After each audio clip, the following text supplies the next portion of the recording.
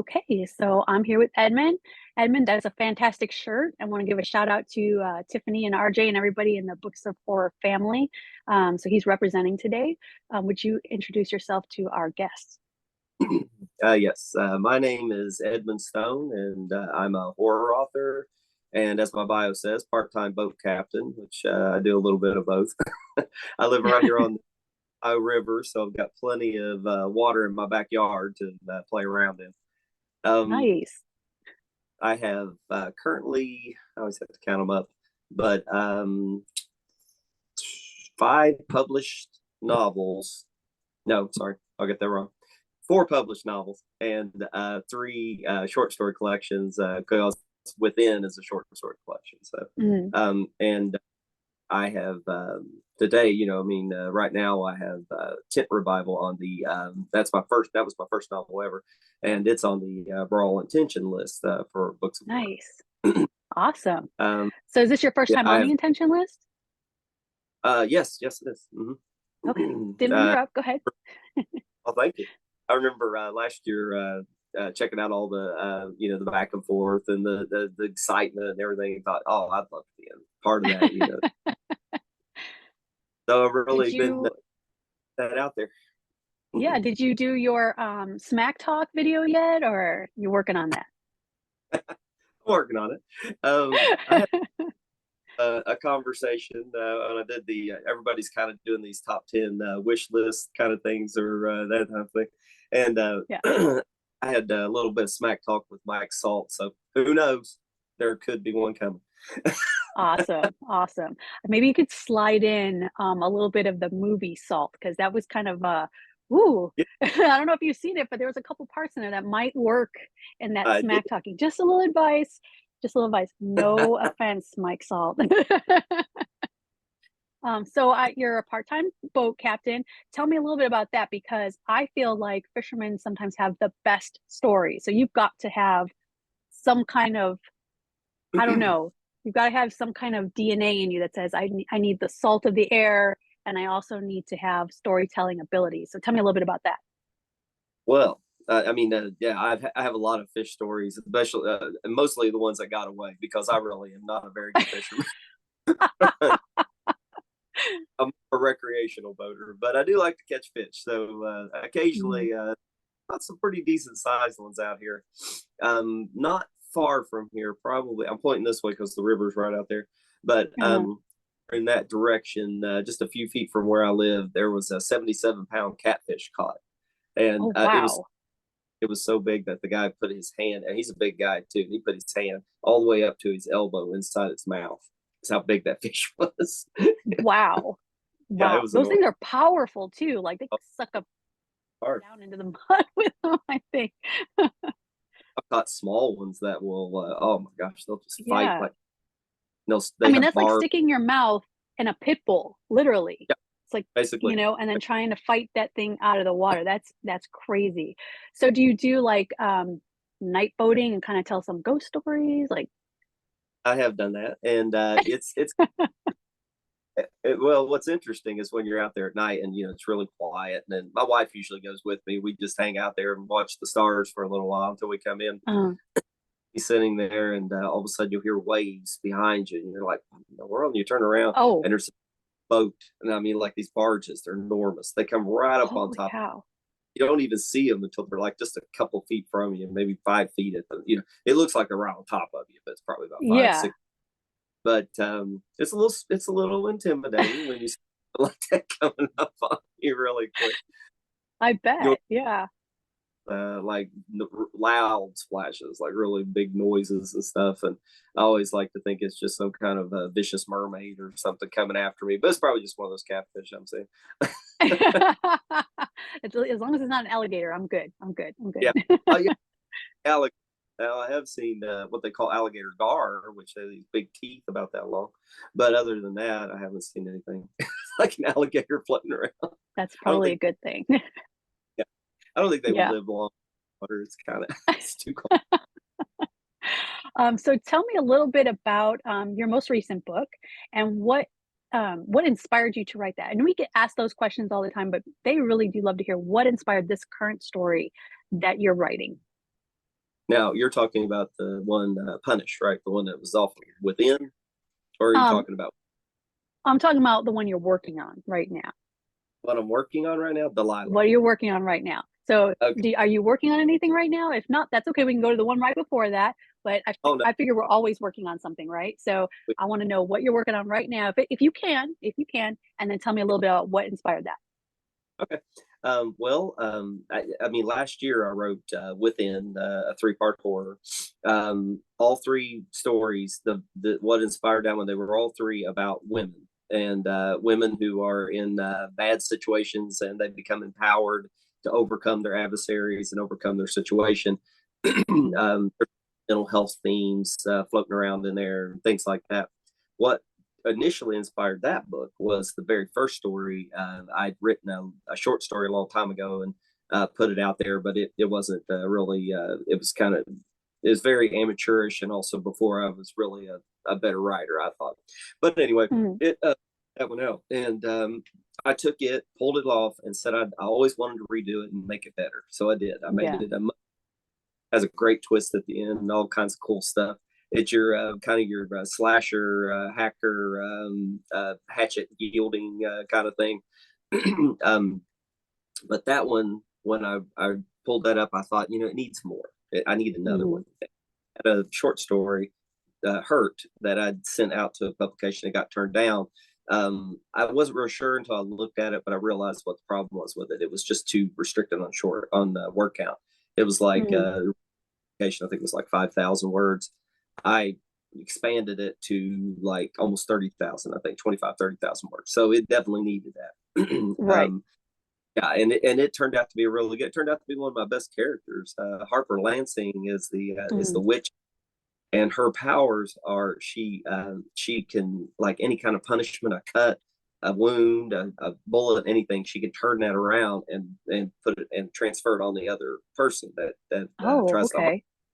So she turned out to be a pretty good character and a lot of good blood on that one. So, Yeah, um, for sure. yeah, and so with her, then I went into another character, which was by the name of Katie Sanchez, and that was in the story in the book called "The Devil's Concubine," and Mhm. she is like I used inspiration from New Orleans. I love New Orleans. I've been there a few times, and one of my favorite Mhm. cities in the and I went there and I had a lot of inspiration from that. So I said, I always wanted to do a story about, something Mhm. based in it. So that kind of came from that one. And it all just kind of started spiraling out and the voodoo got involved in it. A magic machete that she uses called Delilah. And so Oh, that nice. turned into, yeah, it's pretty cool. A lot of people like that, especially the people who like more extreme type stuff. They really love that Yes. one. That was home there. Then after I got all that done and I put Within out, got a lot of good reviews. It was my best selling book. Now Tent Revival is my best selling book, but Okay. it was book for a little while there. And I decided, everybody kept asking me, I want more. It's like, I see these stories and all the reviews were like, it just seems like there needs to be more. So I was like, well, of course, yeah, I got to do more. Right. So that's, yeah, so that got me thinking, I could do sequels off of those stories. So Yeah. I did full off of Hurt, called Punish, and Mhm. the story of Harper Lansing. Well, Harper goes through a lot of changes in that one. She basically leaves society, and kind of goes off on her own. No internet, anything. Just tries to hide, but Mhm. she hides forever. Her past catches up with her, and so now she must confront that past that caught up with her, and it ends up spiraling to a point to where she has to fight a whole new battle and a whole new set of evil people that rise up. Plus, she makes some good friends. Um, Okay. the mental health themes are really in there too, because Harper has borderline personality disorder, Mhm. and girl she meets, Shelly, has I think I have put ADHD on her, and the other one is more autistic. The little girl that's in it. Okay. Those characters, yes, those three characters at the end of that book will show up again in the sequel to the third story in the Mhm. book, The Devil's Concubine. That story is called Delilah. Now, that story releases April 1st. So that one is the one I'm doing the final checks and stuff. So it should be out pretty much on time. I'd love to have some for copies of that for AuthorCon, but we'll see what happens. Right. Yeah, But I think, it's we're always struggling. The authors, you see a mad rush. It's like our tax time when AuthorCon comes up. You see all the authors like rushing to finish projects and rushing to get their copies in, and fighting with whoever, Amazon, Barnes and Nobles, whatever. We're always fighting with them. So it's like our tax time, I think. This, and then of course around Halloween, it's like, don't talk to me. Like, I'm not a pleasant person right now. I'm trying to get my life together. and I'm, Oh, like I'll get like I checked. I said, well, I'll check Facebook. No, leave Facebook alone. Just stay away. yeah. We got to get this done. Yeah. Right. So one of the things that so I'm a mentor, and one of the things I tell my authors, because Facebook is a time suck for us, right? But we've got to stay engaged to our readers and our fans. So one of the things that I've given them as advice is to do uh, scheduled posts, right? Schedule your post out for the week. You can still engage, but then you can time yourself, right? Like give yourself an hour to check those posts, to kind of check in. Or like if I'm writing that day, I'll give myself like 15 minutes that I can, timer. I put a timer on because I'll look up and it'll be 2 hours, right? So I Yeah. put a timer on and just say, okay, you're going to write, and then when you're done with your blitz, right, then you're going to give yourself a timer and you can say, okay, I can check in with Facebook, whatever. It takes me about an hour, now that I've kind of gotten used to it, to schedule out my post for the week. And then when I check in, my time is more productive, right? My time is intentional when I go there. So my question for you is going to be, what do you do to balance trying to keep engagement with your readers, but also trying to go into that place that we need to go to as writers to get that product finished, right? Or get that story done, or get that idea out onto paper? What is your advice to another author who might be starting out going like, I don't know how to balance that? Well, the one thing I do is I make my writing time precious, and that is like I get up super early. Gosh, I get up so early. I get up so early that like by the time 9 o'clock rolls around in the evening, I crash and I'm so tired. So I mean, I get up Yeah. around 4 and 5. That's usually when I get up. Around sometimes 4:30 is what I shoot for. Yeah. But go in and I don't pick up my phone. I don't do anything. I just leave it all alone. Walk straight in, grab my coffee, bring it in my thermos, set it down, start writing, and then I just go Right. for a couple hours, sometimes more if I'm in a really good spot and I want to just keep on going. But the main thing I've learned is to make that writing time like golden. Do not let Right. anything interrupt, and Right. make Like sure. it's your actual work. Like I'm at work, I'm, in a meeting, whatever. Right. Hmm. Exactly. So, but that's the one thing I found that works the best for me. I was, I was getting really bad about like coming in, and the first thing I do is check my phone, check my email. No, don't do it. Just leave it alone Right. because it'll be Right. there. It'll Right. be there, and you can Yes. jump. And I think what people don't understand about writers is that we will draw inspiration from anything. So if we just go to check on our Facebook, we're like, that's a great story. Or, oh, there's a call and I can write another story, or what. Like we just get so caught up in that chasing the tail that it'll be like you said, like I said, 2 hours later, and I'm like, man, I have 5 words written down right now. So yes, I I totally agree with you. You've got to stay focused. And it's another thing that I don't think our readers understand is when we're in that zone, like it is exhausting sometimes because you are creating this entire world and you're making sure that all those points are kind of lining up, and staying like through a movie, right? But our movies last 8 hours if we're writing 8 hours. But it's intensive because you're directing at the same time. So when you are done for the day, how do you unwind? Typically, I mean, I either read a book or watch some TV, one or the other. That's usually the way to. Mm. I try to. Most nights I try to come home from because I work a day job, so I try to Mhm. come home. Uh, Maybe do a little bit more, just check a few things. If like something came to me and I was like, oh, I need to check that out, and just look that up. Yeah. Um, really try not to do a whole lot of writing in the evening. If I can do some marketing, I will. If I can, but Mhm. typically I'm exhausted. So if I Yeah. do that, to do maybe a half hour, an hour of that, then go shut everything down, go in and just sit there and watch TV, hang out with my wife for a little while and we just maybe cook dinner or whatever. But Mm. then usually, like I said, by 9 o'clock, I'm so tired I can't help myself in any way. Yep, But I I'm totally good. understand. Yep. Okay. You need- Well, I'm gonna ask one more question, and then I want you. Once we're done, I would love for you to tell us where we can find some of your work, find you, and where you're most active on. Because again, social media kind of a distraction for us. So tell us where you're most active at. But what I really like to know right now is who you're reading. Oh, who I'm reading right now? Okay, well, what do I do with that? I'm reading this book by a good friend of mine, Oh, Dan Franklin. nice. Really good book. Reading That that is one. on my That's my to be read. So let me know how you find that. I have with me it's crazy. I have a print book going. I have a couple of ebooks going and an audio book. So my audio book Mm, with Nikki's Wreckage, it's on the intention list. So I've been reading it. Just finished it, so I'll be leaving a review for that one. Jason's a good mhm. buddy of mine. Went to last convention in Huntington, West Virginia, not far from here. So, Uh-huh. but he the Biblio Beard books. I'm sure you've probably seen it around, but he's a good writer and he's good. He's a good guy. So anyway, I've been doing that one on the audio.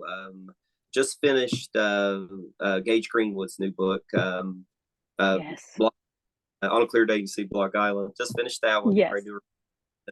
And I'm also reading Ben Young's new book. It's called The Home is what it's called.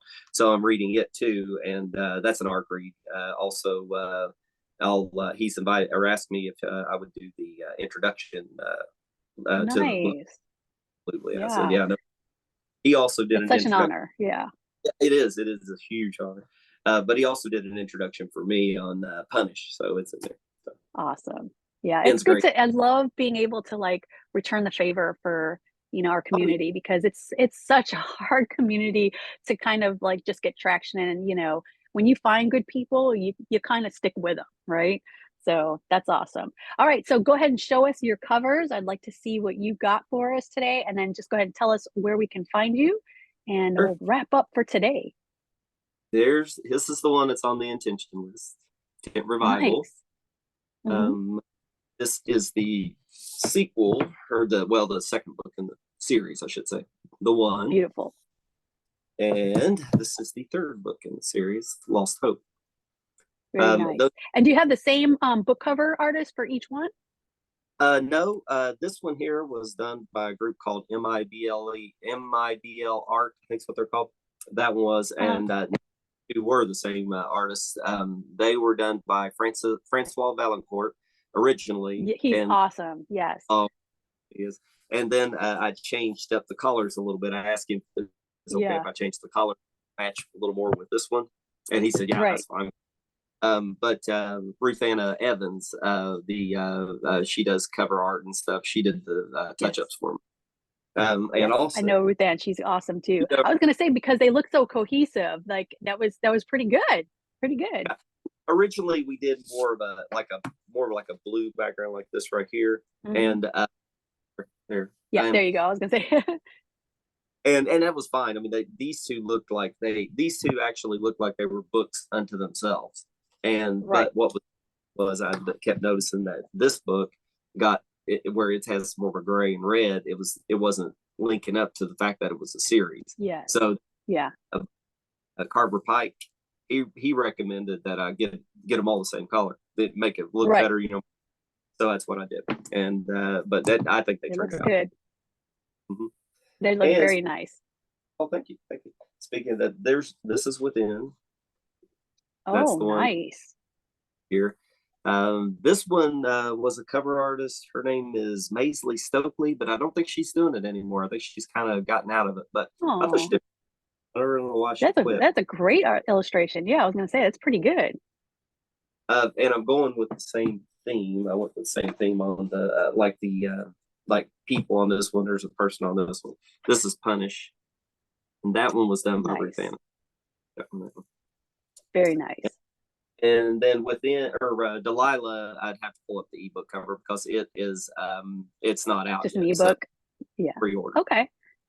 Gotcha. All right. Well, go ahead and tell us where we can find you, and we'll go ahead and wrap up. And I look forward to seeing you on the brawl.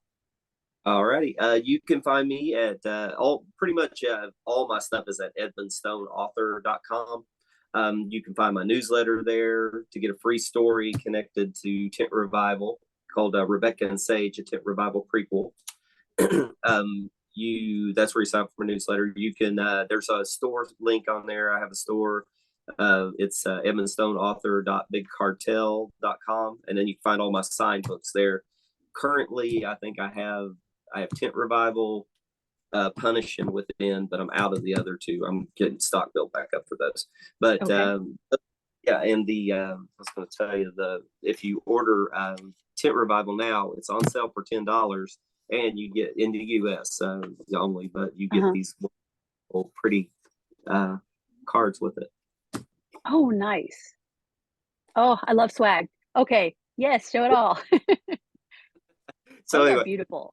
those you get a little cool sticker, and the bookmark also comes with it, all signed. Nice. So I'm all about signing. Yeah, the readers love the swag, so those are good. Those are good. What is that? I'm gonna stick one more question in there because I think this is so important too. Readers love swag too, right? And we're readers. What is the if you can remember right off the top of your head, can you remember what your most favorite swag that you've gotten as a reader? Oh, okay. Let's see. It's probably hanging in here. This was kind of cool, but this was a reader actually got this for me. Can you see it there? Gonna pull it up a little bit. There you go. Yes, those are awesome. I love cool. those. But miniatures are so big right now. You probably need to get more of those because people love them. It gifted that to me. I thought that was pretty cool. And this up here is awesome. Got that from out of the winter indie horror box. Well, it's got a little pouch in it and everything. I love leather That stuff. was pretty cool. That was great. The smell of it, right? So probably those are my two favorites that I have in here. I think I've got a few other things floating around. Oh wait, there's one thing. I gotta show you this. It's so cool. The toe tag, yes. Love the toe tag.